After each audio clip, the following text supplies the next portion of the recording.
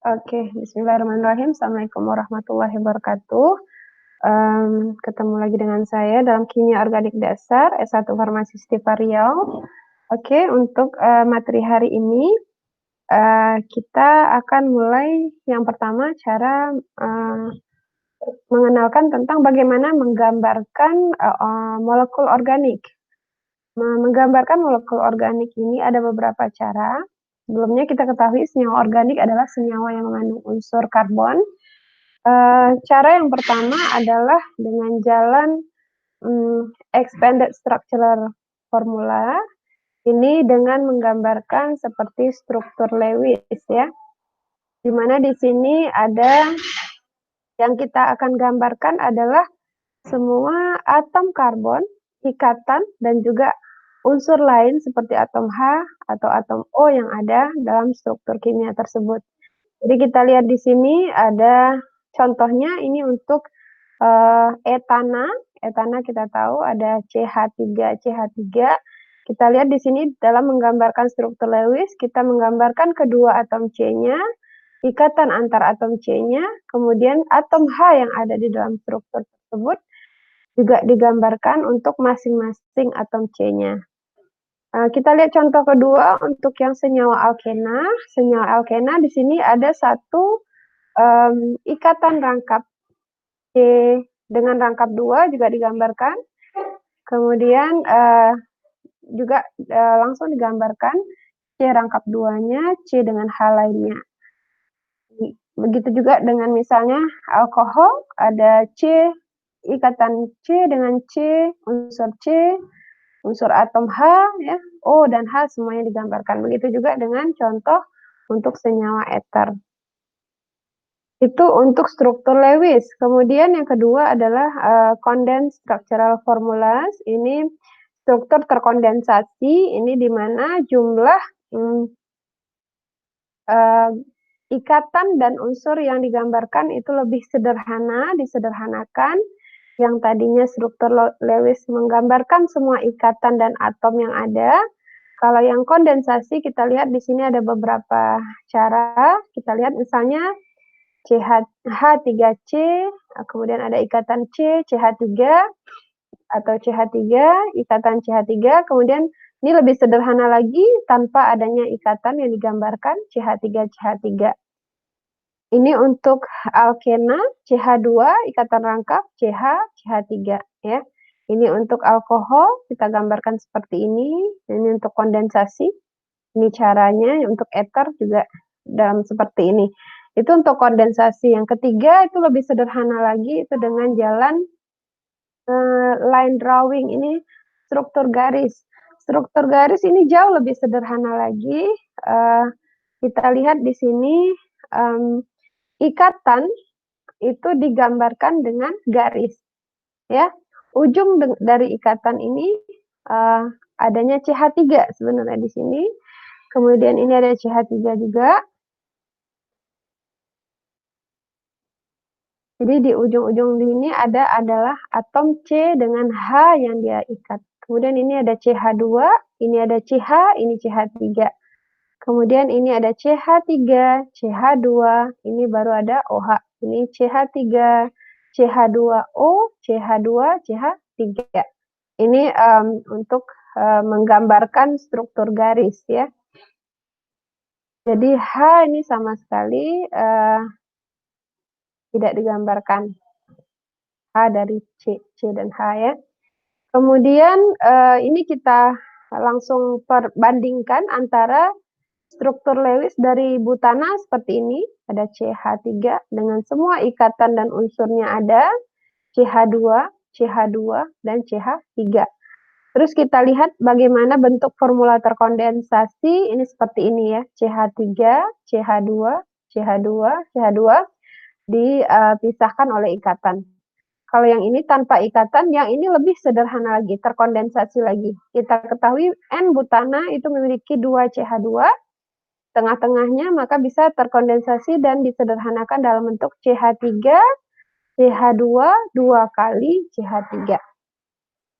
Sedangkan untuk struktur garisnya ini ya, seperti ini.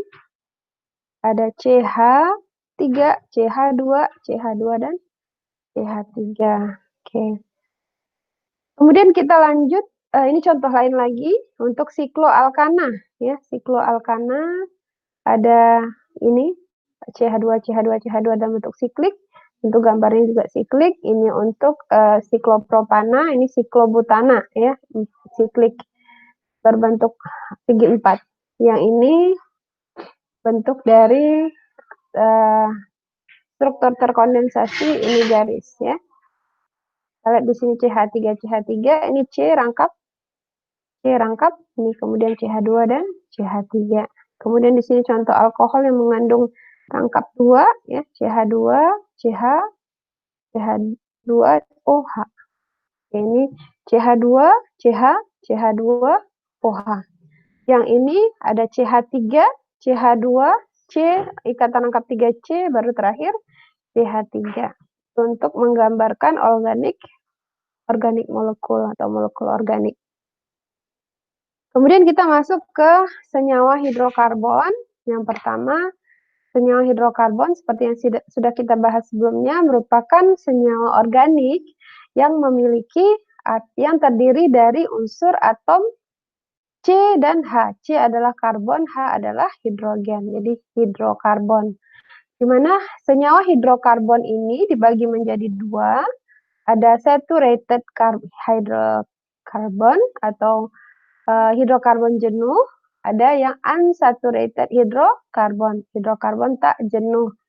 Kalau yang jenuh, hidrokarbon jenuh ini contohnya adalah alkana. Apa yang dimaksudkan dengan jenuh di sini? Artinya yang atom C yang kita ketahui itu ada 4 tangan, itu terkondensasi penuh, maksudnya di masing-masing tangannya sudah diduduki oleh atau mengikat atom H lainnya, atom H ya, jadi sudah dipenuhi oleh atom H. Ini alkana. Kemudian kalau yang tak jenuh ini ada tangan atom C ini yang tidak terikat oleh H. Ya, kita lihat contohnya ya. Yang memiliki ikatan-ikatan rangkap, hidrokarbon yang memiliki ikatan rangkap seperti alkana, alkena, alkuna, dan senyawa benzen aromatis. Itu hidrokarbon jenuh, itu alkana, hidrokarbon tak jenuh, alkena, alkuna, dan aromatik, senyawa aromatik. Untuk yang alkana itu sendiri, ada 2. Ada alifatik alkana, ada siklik alkana. Nanti kita lihat masing-masingnya. Oke. Sifat fisikokimia dari alkana, yang pertama itu nonpolar. Jadi kita ketahui kepolaran itu erat hubungannya adalah dengan perbedaan momen dipol positif dan dipol negatif. Untuk hidrokarbon yang terdiri dari atom C dan H, tentunya momen dipolnya, perbedaan momen dipolnya sangat kecil sekali, sehingga kepolarannya juga sangat kecil sekali, sehingga sifatnya adalah non-polar. Insoluble in water, artinya tidak larut dalam air. Kenapa? Karena yang pertama, kemampuan untuk membentuk ikatan hidrogen dengan molekul airnya sama sekali tidak ada, sehingga sangat tidak larut dalam air. Kemudian lower density than water, bobot jenisnya kurang lebih kecil dari air. Kemudian low boiling and melting points, memiliki boiling point, titik didih dan titik leleh yang rendah.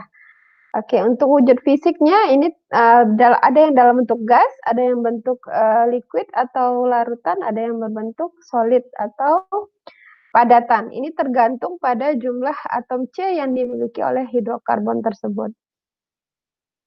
Oke, kita lihat di sini ini untuk melting point dan boiling point tadi. Melting point dari alkana, alkena ini sangat rendah sekali, malahan dalam minus derajat Celcius ya. Ini contohnya metana, etana, etena, etuna sekalipun ya. Jadi melting point-nya rendah, boiling point-nya juga rendah. Jadi tidak heran banyak yang berbentuk gas ya. karena pada suhu kamar sudah berbentuk gas.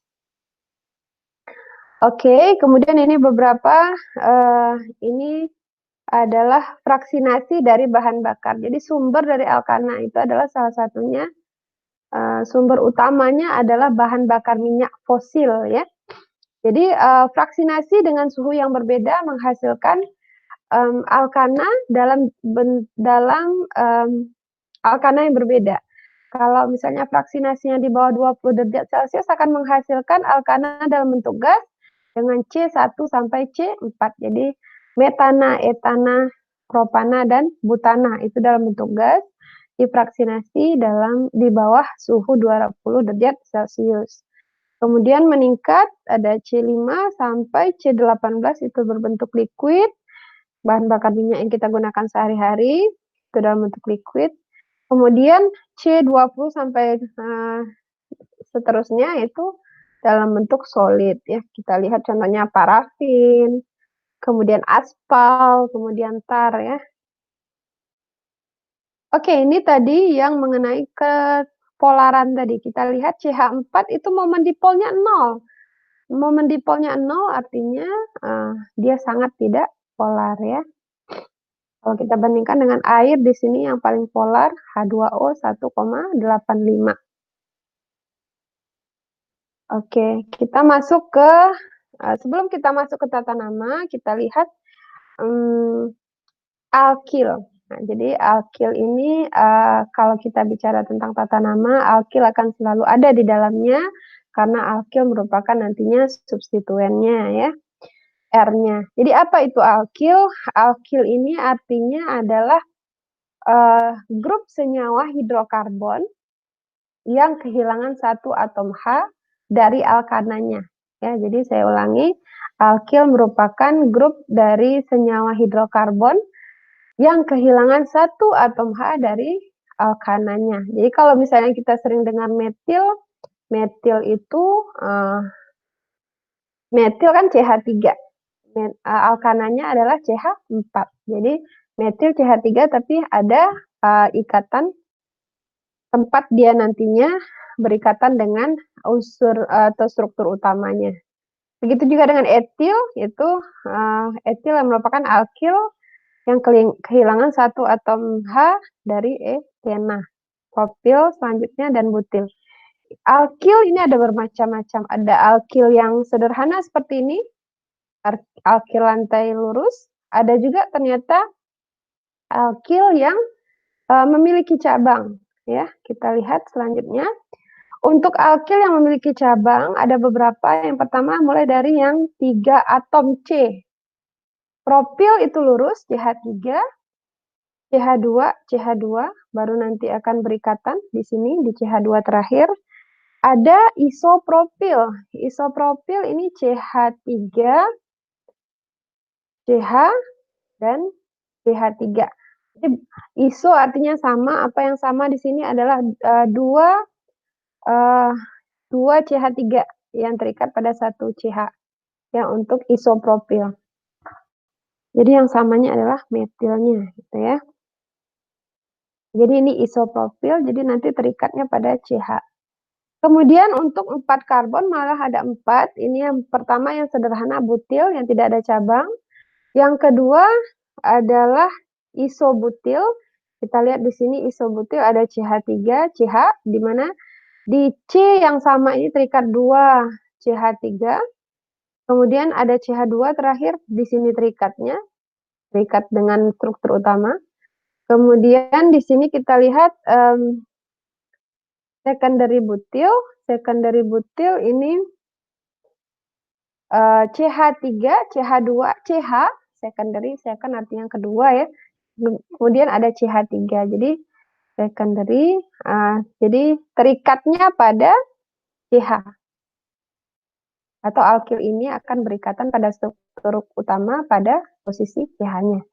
Kemudian terakhir adalah third butil, tersier, artinya di sini 4C, 1C tersier, C tersebut mengikat 3 CH3 ya. Jadi ikatannya berada pada C tersier tadi. Kemudian kita masuk ke aromatik alkyl. Ini ada dua, ada fenil, ada benzil. Kalau fenil itu adalah benzen tersebut menjadi alkyl sebagai alkyl. Sedangkan benzil ini ada benzen, kemudian ada CH2-nya. Oleh CH2-nya ada benzen dan CH2. Baru nanti di sini berikatan dengan suatu struktur utama, ya. Itu perbedaan benzil dan fenil, ya. Oke, untuk tata nama alkana ini kita bagikan secara umum ada dua. Ada yang tanpa cabang. Kalau tanpa cabang ini lebih sederhana. Cukup dengan menghitung berapa jumlah C penyusun alkana tersebut. Kalau satu C penyusunnya artinya CH4, kan rumus molekul umum dari alkana kan CnH2n tambah 2, ya. Jadi kalau satu C-nya metana, jadinya metana, satu, meta itu satu, metana. Kemudian kalau dua, etana. Kalau tiga ya propana, butana, kemudian pentana, dan seterusnya. Itu yang tanpa cabang. Bagaimana kalau yang ada cabang? Kalau yang ada cabang, ada aturan mainnya untuk nomenklaturnya.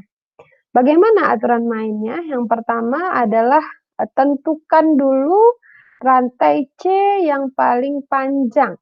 Ya, rantai C terpanjang. Setelah kita tahu jumlah rantai C terpanjang, namakan sesuai dengan sistem IUPAC tadi. Kalau misalnya yang paling panjang adalah 7 atom C-nya, itu kan tentu namanya heptana, ya. Kalau 6, heksana. Itu. Setelah menentukan atom C terpanjangnya, baru nanti kita melakukan penomoran pada atom C terpanjang tadi.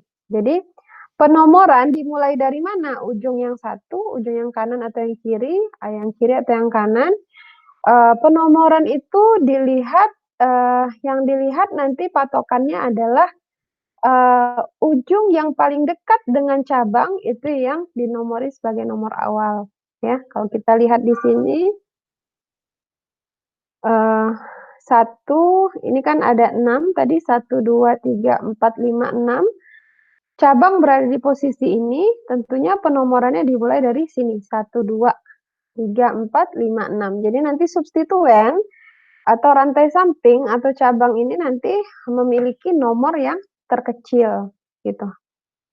Oke, setelah penomoran kita lanjutkan dengan memberikan namanya.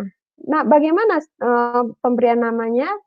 Sebutkan dulu posisi C tempat terletaknya substituen. Misalnya ini ada di posisi nomor 2, sehingga kita harus menuliskan 2, dipisahkan dengan tanda strip, kemudian sebutkan nama substituennya, metil.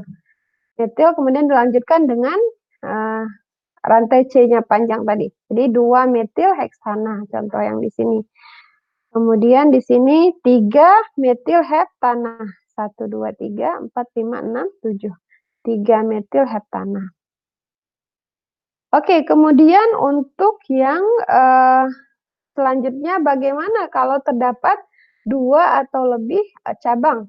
Untuk 2 atau lebih cabang, maka penulisan nomenklaturnya diawali dengan cabang secara alfabetikal. Jadi diawali dengan yang terkecil dulu. Misalnya ada metil dan etil. Tentunya etil dulu yang kita sebutkan karena E lebih dulu dari M. Jangan lupa meletakkan juga di mana posisi masing-masing substituennya. Kalau di sini contohnya 1, 2, 3, 4, 5, 6. 1, 2, 3, 4, 1, 2, 3, 4, 5, 6, ya. Jadi namanya adalah 4 etil, 2 metil heksana. Oke. Kemudian, kalau misalkan 2 substituen berada pada C yang sama, sebutkan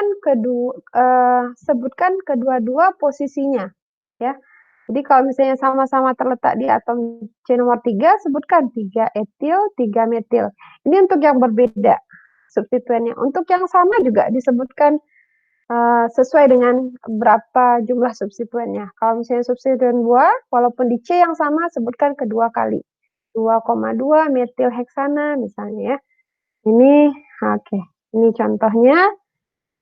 Kalau ini, yang keenam ini maksudnya adalah untuk substituen yang sama. Nah, jadi suatu struktur kimia alkana mengandung dua substituen yang sama, maka yang disebutkan sekali saja diawali dengan di untuk 2 yang sama, tri untuk 3 yang sama, tetra untuk 4 yang sama. Jadi jangan lupa melampirkan atau membuat di mana posisi substituen tersebut. Walaupun di C yang sama harus disebutkan. Misalnya di sini ada 2 metil di posisi C nomor 2 dan posisi C nomor 3. Jadi 2,3 dimetil butana. Ini ada 3 metil di posisi 2, 3, 4, jadinya 2,3,4 trimetil pentana. Kalau ini ada 4 metil, 2 di posisi 2, 2 di posisi 3. Ya, 2 di posisi 4. 2,2, 4,4 tetrametil pentana. Oke. Oke, yang selanjutnya ini adalah untuk apabila dua rantai yang memiliki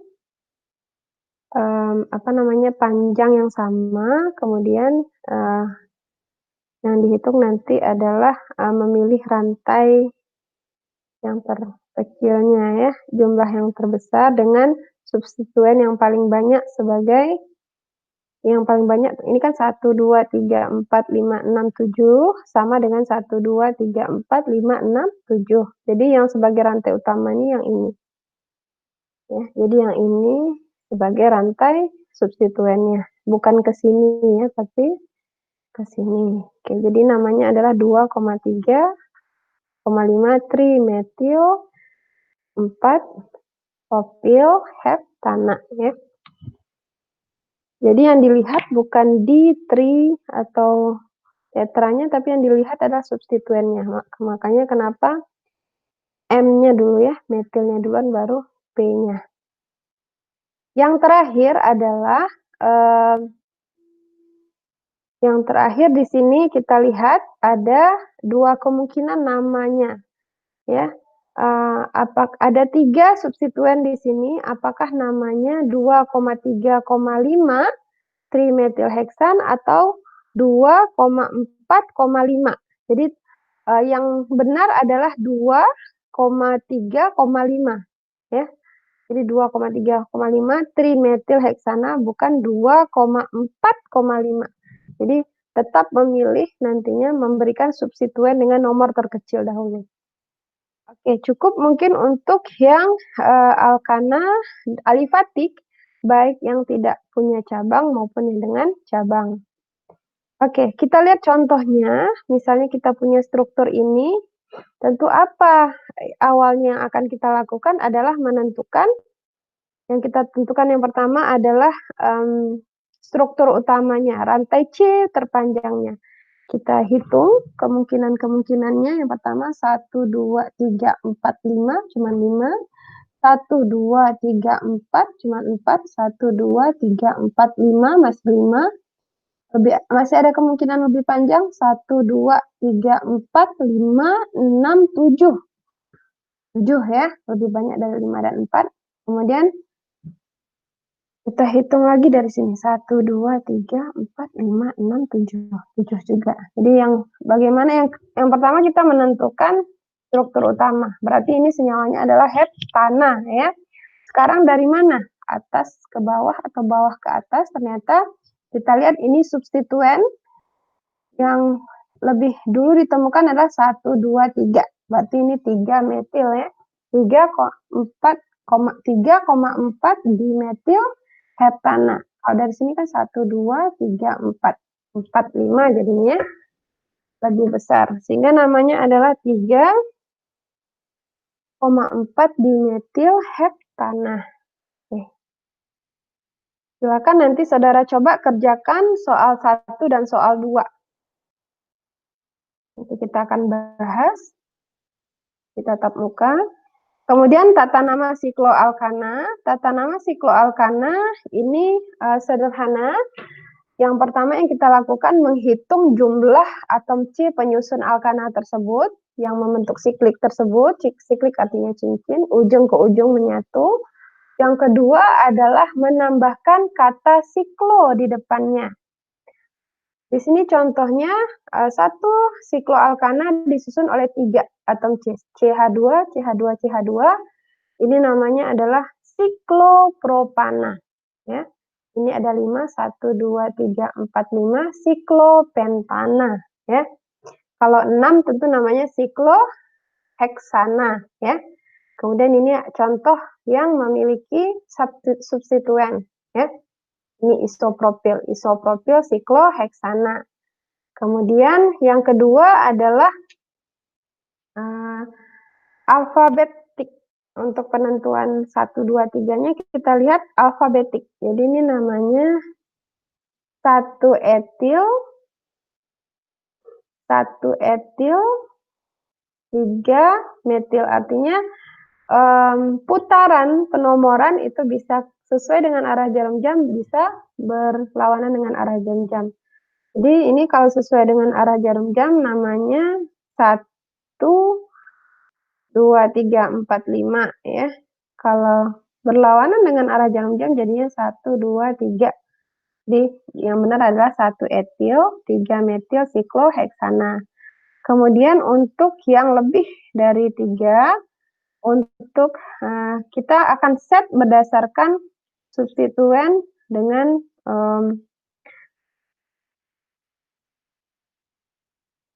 kita set ini dengan nomor yang lebih kecil. Ini kan 1, 2, 3, 4.